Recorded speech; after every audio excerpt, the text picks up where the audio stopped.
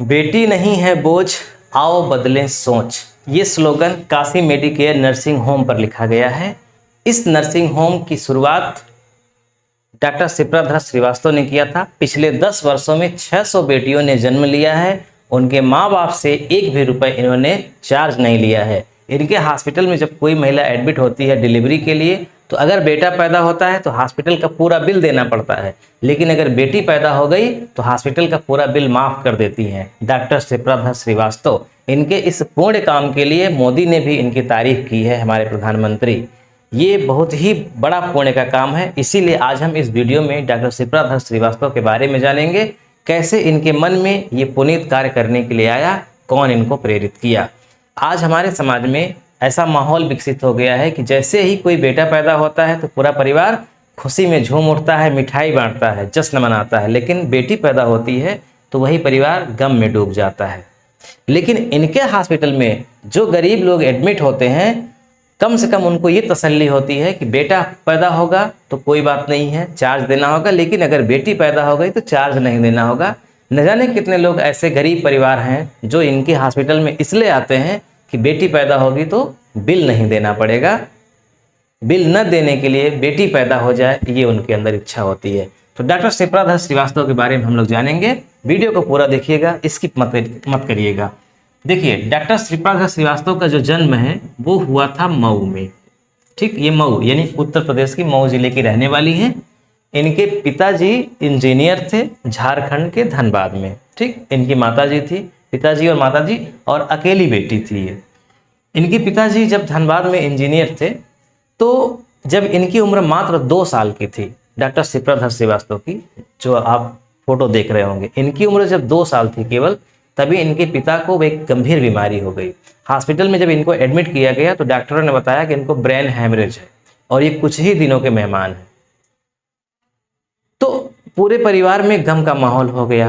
अब चिंता सताने लगी कि मतलब बेटी की पढ़ाई कैसे होगी, परिवार कैसे चलेगा इनके मृत्यु के बाद। तो इनके पिताजी ने क्या किया, अपने एक दोस्त को रिक्वेस्ट किया कि अगर मेरी मृत्यु हो जाएगी तो मेरी बेटी को इसके नानी के यहाँ पहुँचा दीजिएगा, वो शहर में रहती हैं, ताकि हमारी बेटी की अच्छी पढ़ाई लिखाई हो सके। वो इन्हें इंजीनियर बनाना चाहते थे इनके पिताजी। ठीक है, उसके कुछ ही दिनों बाद उनके पिताजी की मृत्यु हो गई। जब पिताजी की मृत्यु हो गई तो घर में समस्या हो गई। भाई, माताजी गरीब थी, बेटी को कैसे पालें, कैसे पढ़ाएं, खुद का खर्च कैसे चले, और गांव में भी रहती थी तो वहाँ पढ़ाई का भी माहौल नहीं था। तो इनको नानी के यहाँ शहर भेज दिया गया। ये पूरी पढ़ाई लिखाई अपनी नानी के यहाँ शहर में ही की। 2000 में काशी हिंदू विश्वविद्यालय से इन्होंने MD की डिग्री प्राप्त की है, MD, और फिर वहीं पर MK धर से इनका विवाह हो गया। इनके पति का नाम है MK धर श्रीवास्तव। MK धर श्रीवास्तव से इनका विवाह हो गया और वाराणसी में ही इन्होंने काशी मेडिकेयर नर्सिंग होम के नाम से एक हॉस्पिटल खोला, अशोक विहार कॉलोनी में। ठीक, अशोक विहार कॉलोनी में काशी मेडिकेयर नर्सिंग होम के नाम से खोला। काशी मेडिकेयर नर्सिंग होम बहुत अच्छे से चल रहा था। 14 वर्ष तक चला, 2000 से 2014 तक 14 वर्ष तक चला। इन 14 वर्षों में इन्होंने ये देखा कि हमारे हॉस्पिटल में जब कोई व्यक्ति अपनी औरत को या अपनी बहन को या अपनी किसी को भी जब एडमिट कराता है, तो जब डिलीवरी होती है तो जो बेटा पैदा होता है तो पूरे हॉस्पिटल में मिठाई बांटवाता है, स्टाफ को भी पैसा देता है ना। लेकिन जैसे ही बेटी पैदा हो जाती है तो वही पूरा परिवार यानी वो लोग सब क्या होते हैं, गम में डूब जाते हैं, जैसे कि पहाड़ टूट पड़ा उनके ऊपर। बहुत उनको दिक्कत होती है। ये देख करके इनको बड़ी चिंता होती थी, मतलब बड़ा खराब लगता था कि ये समाज हमारा किस दिशा में जा रहा है। बेटा बेटी एक समान भले ही नारा लगाया जा रहा है, लेकिन अभी समानता नहीं है। बेटी पैदा होने पर अभी परिवारों को दुख होता है। हालांकि कुछ परिवार ऐसे हैं जो बेटी की कामना करते हैं, दुखी नहीं होते, लेकिन मैक्सिमम परिवार ऐसे हैं जो आज भी बेटी पैदा होने पर निराश हो जाते हैं। तो इस सोच को कैसे बदला जाए, ये इनके मन में हमेशा आता रहता था, बहुत ही चिंतित रहते थे। इसके पहले अगर बात करें तो जब ये डॉक्टर नहीं बनी थी तो इनकी माताजी बहुत बीमार रहती थी, तो हॉस्पिटल में बिल बहुत लगता था, डॉक्टर का चार्ज, बहुत समस्या थी। तो इनके मन में पहले से ही आ गया था कि मैं डॉक्टर बनूंगी। हालांकि इनके पिताजी इनको इंजीनियर बनाना चाहते थे, लेकिन इनके मन में पहले से ही था कि मैं डॉक्टर बनना चाहती हूँ। इसीलिए MD किया इन्होंने काशी हिंदू विश्वविद्यालय से, और फिर वहीं डॉक्टर MK धर से शादी कर लिया और वहीं पर ये नर्सिंग होम खोला। इन्होंने एक दिन अपने पति से चर्चा किया कि मुझे बहुत दुख होता है जब कोई व्यक्ति निराश हो जाता है कि उसके घर में बेटी पैदा हुई, मैं कैसे उसकी निराशा को दूर करूं। काफ़ी डिस्कशन हुआ पति पत्नी के बीच।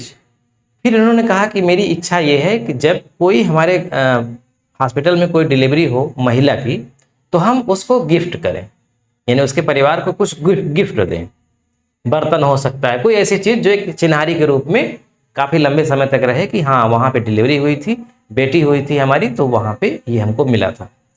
तो इनके पति ने कहा ठीक है गिफ्ट दोगी अच्छी बात है, लेकिन क्या केवल गिफ्ट देने से ये मानसिकता लोगों की बदल जाएगी? तभी तो निराश होंगे ही ना, इसकी मानसिकता तो नहीं बदलेगी। तो इन्होंने कहा कि कुछ बड़ा करते हैं, ऐसा करते हैं कि जब कोई बेटी पैदा होगी तो हम पूरा उसका बिल माफ़ कर देंगे। तो इनके हस्बैंड ने कहा कि ये भी ठीक है, लेकिन फिर इसी से घर का खर्चा भी चल रहा है, तो आधे लोगों का बिल माफ़ कर दोगी तो फिर ये भी समस्या होगी। तो इन्होंने उसको मतलब कुछ देर के लिए स्थगित कर दिया कि चलो इस पर आगे बात करेंगे हम लोग। हुआ क्या, एक दिन एक घटना घटती है।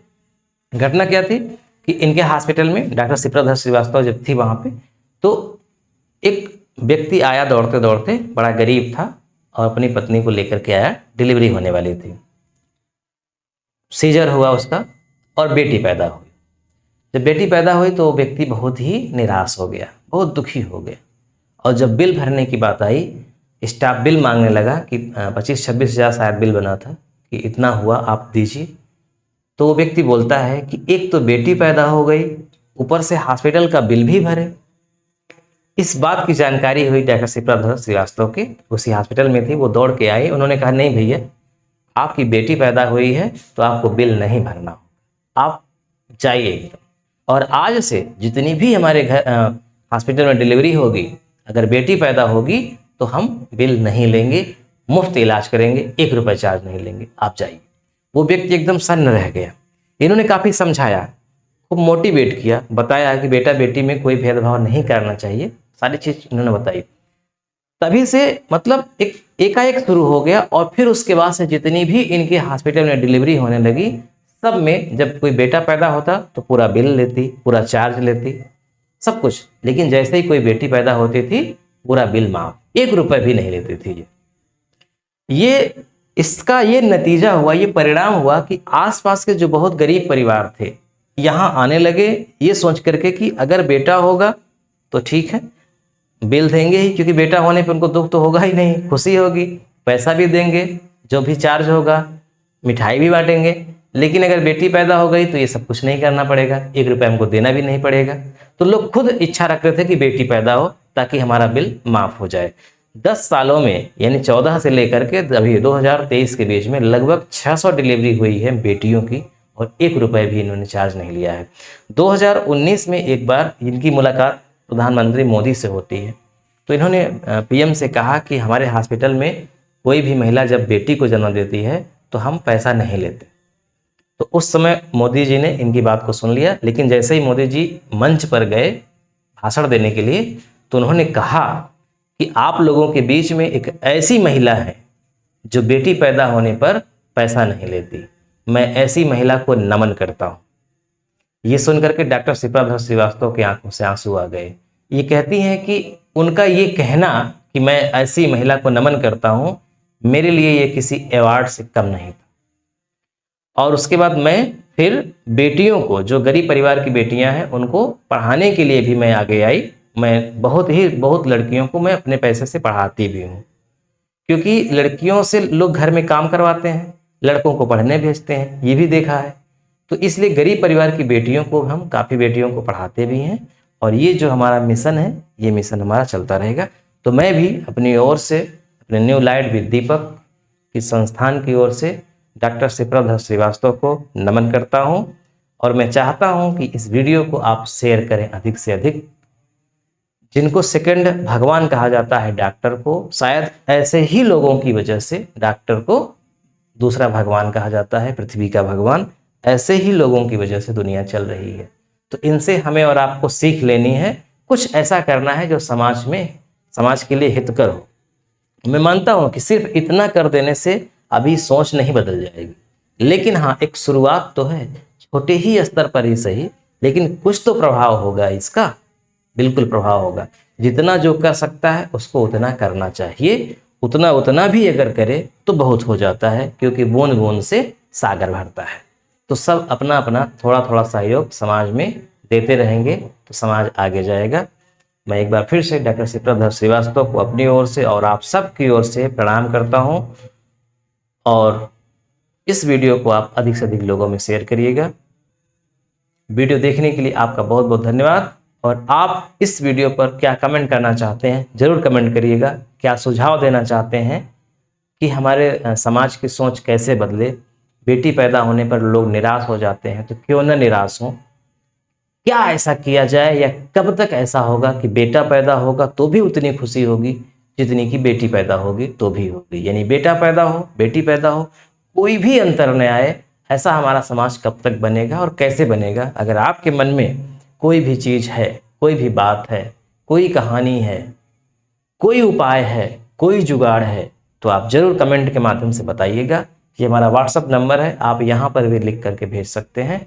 और मुझे अगर अच्छा लगा तो मैं आपके थ्रू लोगों को बताऊंगा कि हमारे इस व्यूवर्स ने ये सुझाव दिया है जो समाज के लिए बहुत ही हितकर है। वीडियो देखने के लिए आपका बहुत बहुत धन्यवाद।